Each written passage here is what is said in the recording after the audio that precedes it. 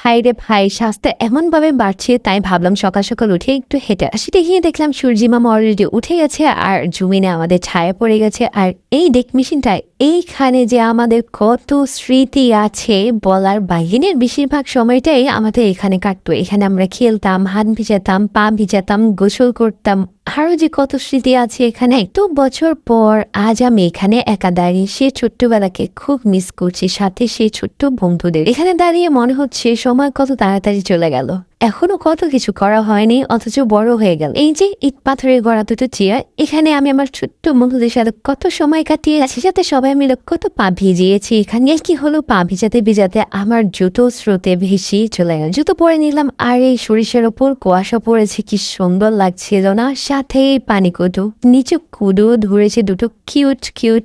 এই গাছটার আমি নাম জানি না, তোমরা জানলে বলে দিই। এই জায়গাটায় সবসময় নৌকা থাকবে, সে আগের মতোই আছে। আর এইখানে আমরা কত গোসল করেছি, এটা একটা পুকুর ছিল, এখন পেনায় ভরে গেছে, এখন আর কেউ এখানে গোসল করে না। আর আমার কাজিন বলছিল যে এখানে নাকি একটা টং আছে, টঙের ওখানে নিয়ে যাওয়ার সময় দেখলাম কত গভীর রোদ দিয়েছে, গভীর রাজ্য দিয়ে আমরা টঙে গেলাম। এই যে টঙের এখানে এসে দেখি আবার লেবু বাগান।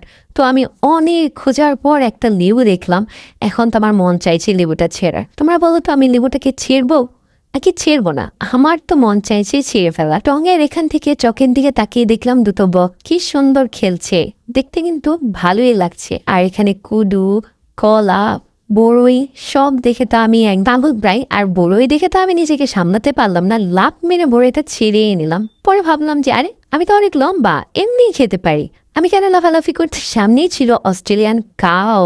আর এই যে ভ্যান আলা মামা সবজি বিক্রি করার জন্য চলে আস, হাঁটতে বেরিয়ে এসব করা হলো, বাট হাঁটাটাই হলো না।